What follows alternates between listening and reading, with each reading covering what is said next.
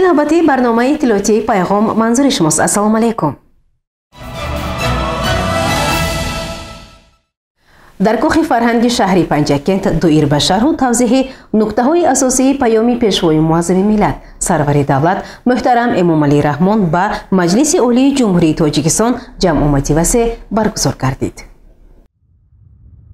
طبق نقشه چاره‌بینی‌های مقامات اجرایی حاکمیت دولتی ولایت سوخت و کمیته اجرایی حزب خلق دموکراتی تاجیکستان در ولایت سوخت آید به شرح و تفسیر و مضمون و محتوا و نقطه‌های مهم پیام پرزیدنت جمهوری تاجیکستان به مجلس عالی مملکت که ماه دکبر سال 2023 ارائه گردید در کاخ فرهنگ شهر پنجکent چاره‌بینی عمومی برگزار شد. در جمع آمد رئیس شهر پنجکent خالقزاده عبدالخالق، عضو مجلس ملی مجلس عالی جمهوری تاجیکستان، رئیس کمیته اجرایی حزب خلق دموکراتی تاجیکستان در شهر پنجکent مراد شکرزاده، مدیر شعبه ترغیبات و اطلاعات کمیته اجرایی حزب خلق دموکراتی تاجیکستان در ولایت سوخت مختار طالبزاده، مدیر کافدره دانشگاه دولتی حقوق بیزنس و سیاست تاجیکستان شهرت سیدزاده، استاد دانشگاه دولتی خوجند به نام اکادمیک باباجان غفورов طاهر رجبov اشتراک و سخنرانی نمودند.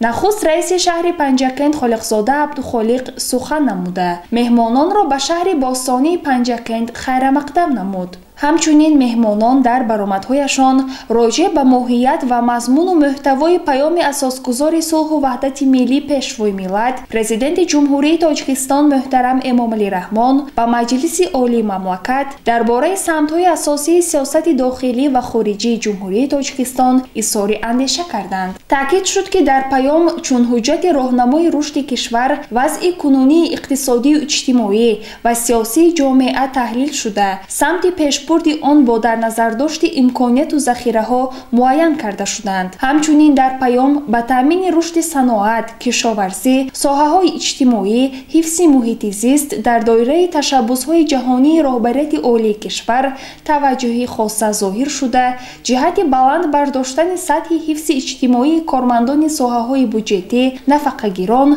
تحکیم معرفت حقوقی جامعه، اندیشیدن تدبیرهای مهم پیش بینی شده است. ضمن برآمد خود رئیس کمیته اجرایی حزب خلق دموکراتی تاجیکستان در شهر پنجکent مراد شکرزاده قید نمود که پیام پرزیدنت جمهوری تاجیکستان به مجلس عالی جمهوری تاجیکستان بار دیگر ثابت کرد که پیام در نظام دولتداری نوین کشور ما حجت مهم است که طرح زندگی شایسته و رسیدن به قلمرو سعادت ملی را معین می‌نماید. در پیام نوبتی خود سرور دولت به تحلیل عمیق و دقیق رویدادهای عالم در سال 2023 روی آورده آن را برای جامعه مملکتی ما در تامین رشد اقتصادی و اجتماعی سال بابرار ارزیابی نمودند. همچنین در چاره‌بینی اشتراکچیان نیز فکر و اندیشه‌های خود را بیان کردند.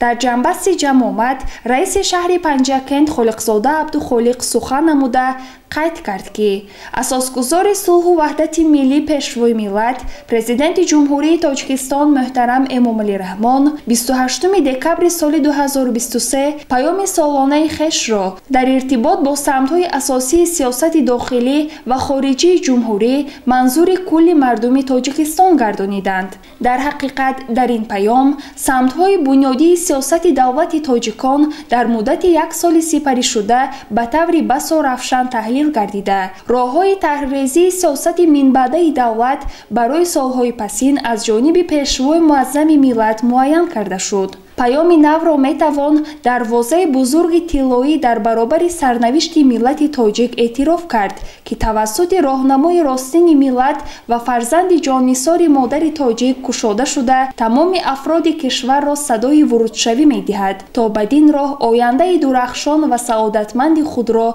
به دست آورد. در پیام نوین خویش پیشوای معظم ملت در برابر توجه به اهداف بنیادی و استراتژی ملی امثال تامین استقلالیت энергетикӣ, баромадан аз бомбасти коммуникатсионӣ ва табдил додани мамлакат ба кишвари транзитӣ, ҳифзи амнияти озуқаворӣ ва дастрасии аҳолӣ ба ғизои хушсифат, саноати кунонии босуръати мамлакат, васеъ намудани шуғли пурмаҳсул, ҳамчунин дар хусуси дигар масоили аввалиндараҷаи марбут ба ҳаёти ҷомеа аз ҷумла маориф изҳори назар намуда, хатсайри рушду инкишофи гузаштаи мактабу маориф ва мутаносибан ба ин як соли сипаришудаи соҳаи мазкурро манзури шунавандагон гардониданд. Аз ин ҷиҳат агар ҳар фарди ба обрӯ ба номуси миллат дар татбиқи дастуру супоришҳои паём саҳм гузорад, пас мо тоҷикон ба зиндагии шоиста ноил мегардем ва рушди давлатро таъмин менамоем.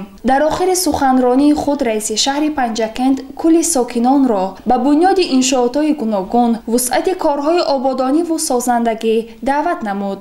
гузориши Сабрина Акрамова ва Хаём Ҷӯраев.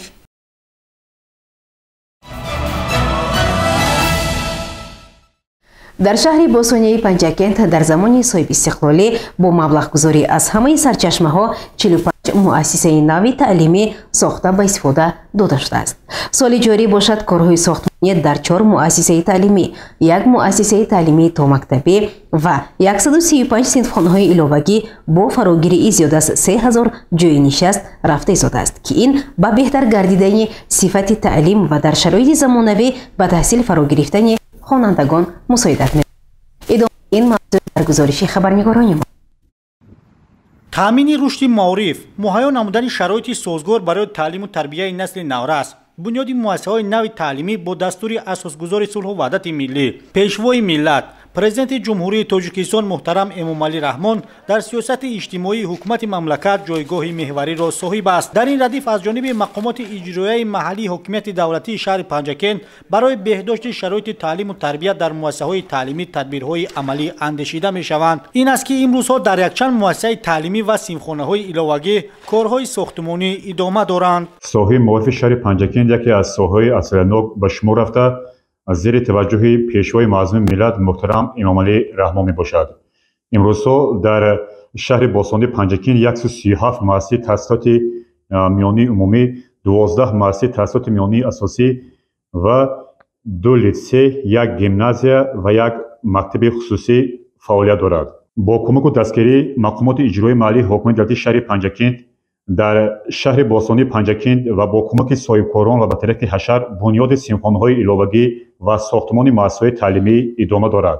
маҳз бо ғамхории пешвои миллат ва ғамхории ҳукумати ҷумҳурии Тоҷикистон буд ки имрӯз дар соли хониши 2023 хонандаҳои муассисаҳои таълимии шаҳри Панҷакент дар озмуни фурӯғи субҳи доноӣ 3 нафар дар даври ҷумҳуриявӣ ва инчунин дар озмуни ин фурӯғи маърифат 2 нафар ҷойҳои яквасеъ, инчунин дар озмуни тоҷикон 2 нафар сазовори ҷойҳои намоёнро ишғол намуданд ва умедвори он ҳастем ки дар соли 2024 дар олимпиадаҳои дар пеш истода ва озмунҳои ин фурӯғи маърифат ва фурӯғи субҳи доноӣ хонандагони Панҷакенти бостонӣ сазовори ҷойҳои аввал мекард. имрӯзҳо бунёди симхонаҳои иловагӣ дар назди муассисаи таҳсилоти миёнаи умумии рақами 40 деҳаи нуристони деҳоти Чинори шаҳри Панҷакент рафта истодаанд. зимни бозиди мо дар ин ҷо беш аз 50 нафар сокинони деҳа ба ҳашар баромада барои 8 симхона таҳкурсӣ месохтанд.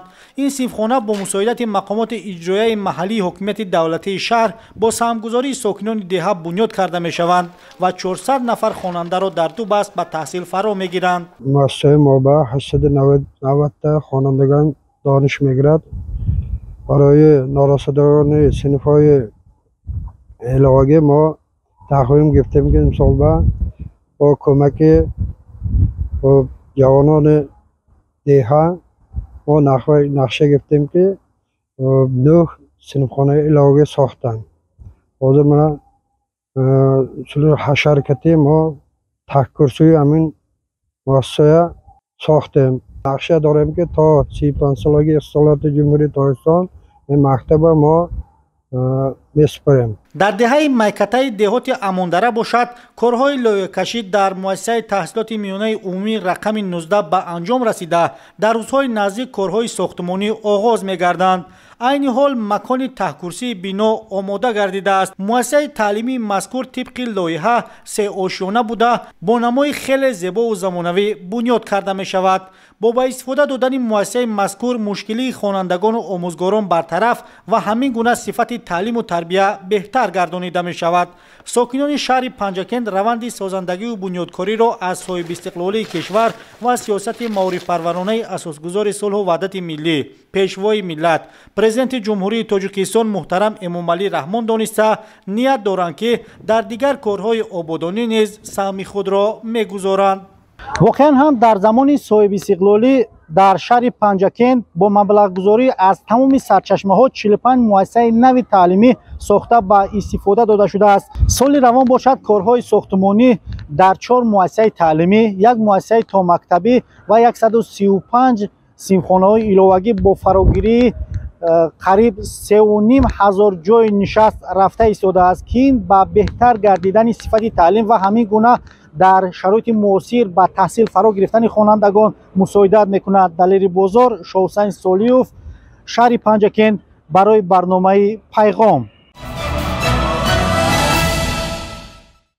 برنامه را ادامه می‌دهیم. همسالات در جمهوری تاجیکستان آفت‌های طبیعی سبب تلفات زیاد و خسارات بزرگ اقتصادی می‌گردد. با مقصد پیشگیری از حادثه‌های احتمالی حالت‌های فوق‌العاده خصوصاً ظهورات سیلی در موضع‌های خوفناک شهر باسانی پنجکند کارهای ساحل مستحکم کنی و تازه نمودن سیل راه‌ها از قم و شغال رفته ایستاده است. گزارش دلیر بازار در این باره آماده شده است. توجه نمایید.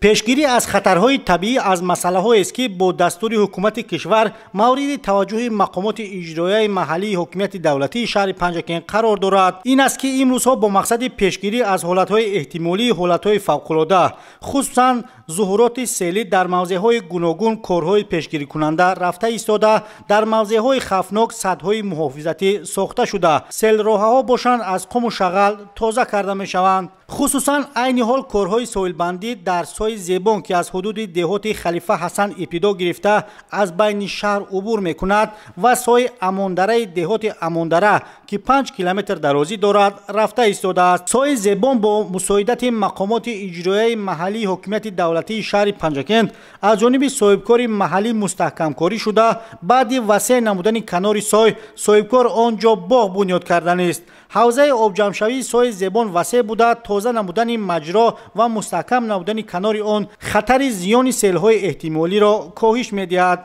سای دهه اماندره باشد با مساعدت شعبه کمیته حالت‌های فوق‌العاده و مدافع گرجنی شهر پنجکند دستگیری اهالی دهه مذکور و کارخانه مشترک زرفشان از قم و شغل تازه گردیده ایستاده است که این امکان می‌دهد تا از خوف‌های احتمالی در حالت سر زدن حالت‌های فوق‌العاده پیشگیری کرده شود. دلیری بازار، شاحسین سالیوف، شهر پنجکند. اخبار.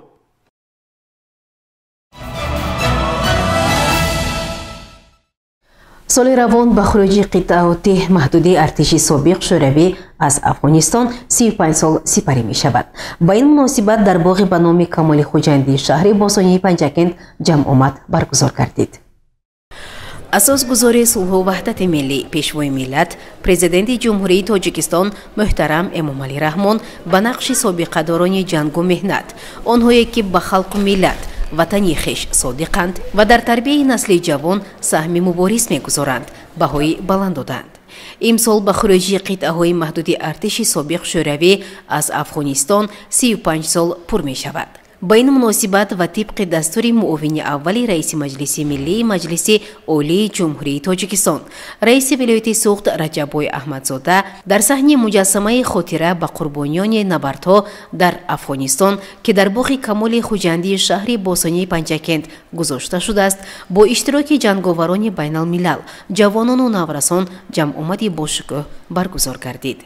این سنه را از نام رئیس شهر پنجکند عبدالخالق خالقزاده، معاون یکم رئیس شهر پنجکند محمد صادر سفرزاده با سابقه‌داران این نبردها و اهل عائله آنها شادباش گفته از جمله از آنها یاد کرده شد که در خاک کشور همسایه به هلاکت رسیدند. зимнан дар он солҳо 262 нафар ҷавонони шаҳри босонии Панҷаке низ ба набардҳо дар Афғонистон сафарбар шуда буданд ва нақши онҳо имрӯз дар густариши тарбияи ҳарбӣ ватандӯстии наврасону ҷавонон шоиста арзёбӣ мешавад. ҳозирин ба пӯяи муҷассамаи ёдгорӣ гулчандбар гузошта хотираи ҳалокшудагонро пост доштанд. дар фарҷоми ҷамъомад ба фаъолони шӯрои шаҳрии ҷанговарони байналмилал сипосномаҳои мақомоти иҷроияи ҳокимияти давлатии шаҳри Панҷакент тақдим гардида хотири ҳозирин бо суруду мусиқии ватандӯстона шод гардонида шуд.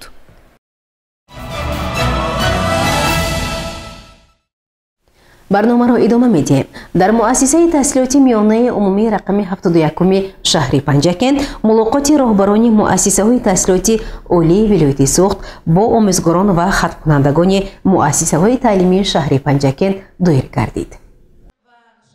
дар паёми асосгузори сулҳу ваҳдати миллӣ пешвои миллат президенти ҷумҳурии Тоҷикистон муҳтарам Эмомалӣ Раҳмон ба Маҷлиси олии мамлакат рушди илму маориф калиди пешрафти ҳамаи соҳаҳо ва омили муҳимтарини таъмин намудани ояндаи босуботи давлат ва фардои босаодати ҷомеа дониста ниҳодҳои марбутаи давлатӣ ӯҳдадор шуданд ки тавассути роҳандозии барномаҳои таълимии муосир омода кардани кадрҳои лаёқатманд ва баландихтисосро таъмин намоянд. дар ин замина ва бо дастури раиси вилояти Суғд Раҷаббой Аҳмадзода мулоқоти роҳбарони муассисаҳои олии касбии вилояти Суғд бо хатмкунандагони муассисаҳои таҳсилоти миёнаи умумии шаҳри Панҷакент баргузор гардид. дар мулоқот ректорон ва намояндагони роҳбарияти донишкадаи саноат ва хидматрасонӣ, донишкадаи иқтисод ва савдои донишгоҳи тиҷоратии Тоҷикистон, донишкадаи кӯҳию металлургии Тоҷикистон, донишкадаи политехникии донишгоҳи техникии Тоҷикистон,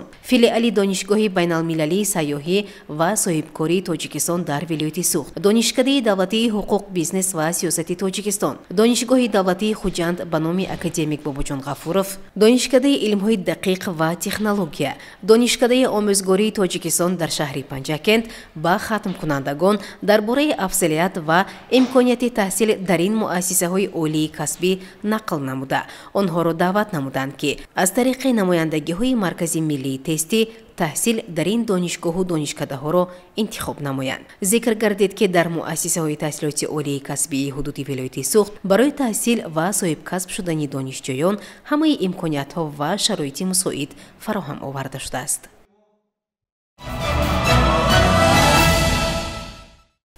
соли равон муассисаи хоҷагии давлатии фаръии ниҳолпарварии шаҳри Панҷакент тасмим гирифтааст ки хоҷагиҳои кишоварзӣ, ташкилоти идораҳо, корхонаҳо ва инчунин шаҳрвандонро бо ниҳолҳои гуногун ҷиҳати сабзу хӯрамгардонии диёрамон таъмин намояд. аз фаъолияти ин муассиса хабарнигорони мо гузориш медиҳанд. мутаваҷҷеҳ бошед. баҳри таъмини яке аз ҳадафҳои ҳукумати ҷумҳурии Тоҷикистон, яъне таъмини амнияти озуқавории кишвар, саҳми кишоварзон ниҳоят арзанда буда, кормандони ин соҳаи афзалиятнок мехоҳанд бо дастовардҳои назаррас 35-солагии истиқлолияти давлатии ҷумҳурии Тоҷикистонро пешвоз бигиранд.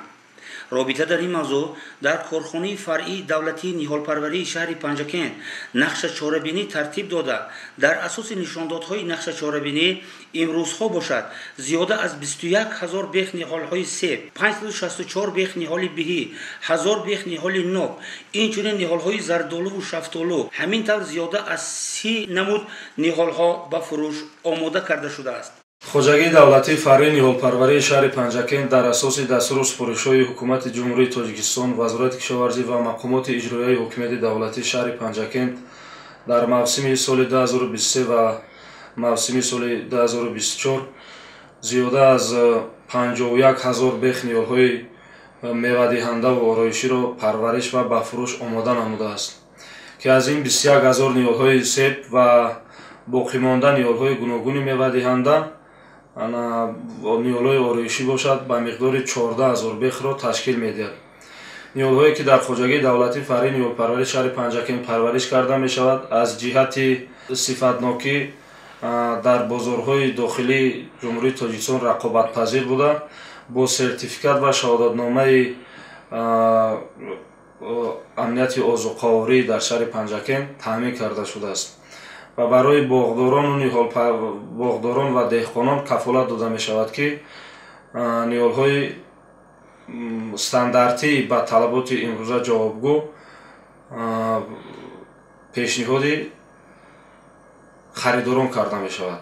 Ногуфта намонад ки ниҳолҳое ки дар хоҷагии мо парвариш мешавад, ниҳолҳои миёнақади ММ106 ки ин ҳосилнокии хуб ҳам дорад, ба талаботи имрӯза ҷавобгӯ мебошад.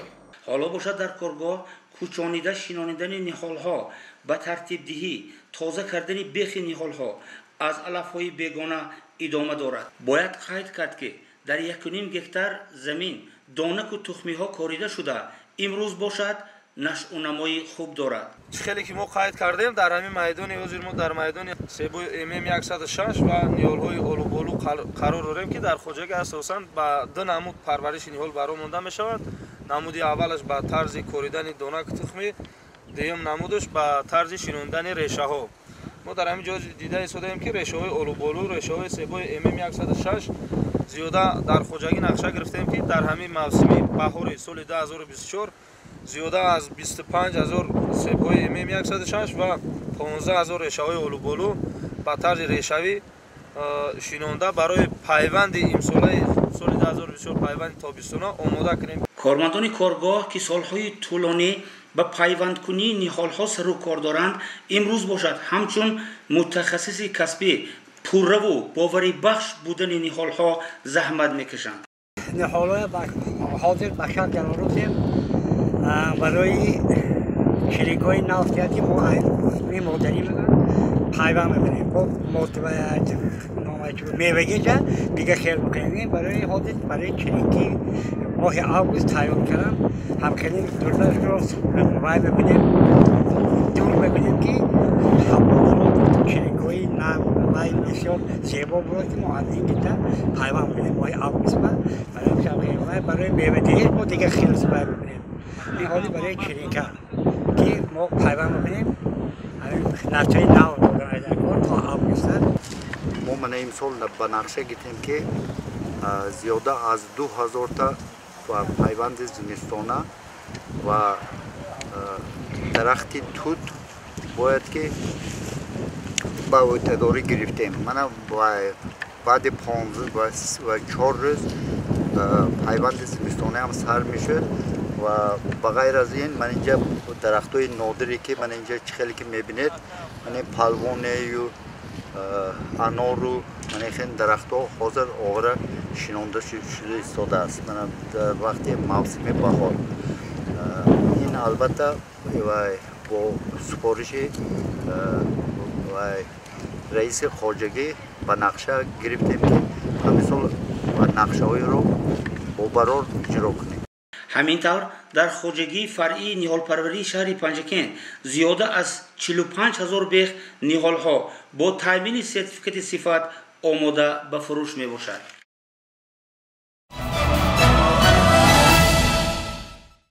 бинандагони гиромӣ, ҳоло бошад ба як эълон таваҷҷӯҳ намоед.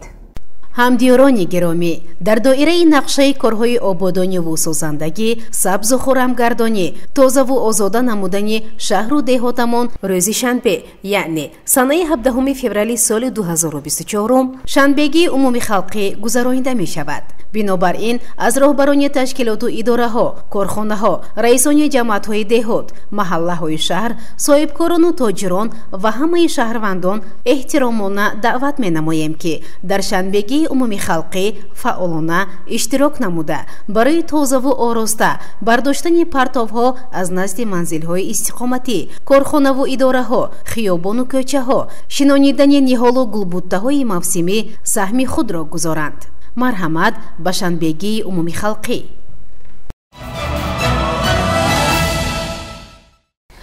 бинандагони гиромӣ, дар ҳаминҷо барномаи иттилоотии пайғом ба поён мерасад. қабл аз фарҷоми барнома шуморо бо вазъи обу ҳаво шинос мекунем. аз санаи 16 то 20 феврали соли равон дар ҷумҳурии тоҷикистон ҳавои сард шуда борон борида ба барф табдил меёбад. дар минтақаҳои кӯҳӣ бориши барфи шадид, дар роҳҳои кӯҳӣ барфтӯдаҳо ва яхбандӣ пешгӯӣ шудааст. дар ин бора агентии обу ҳавошиносии тоҷикистон хабар медиҳад.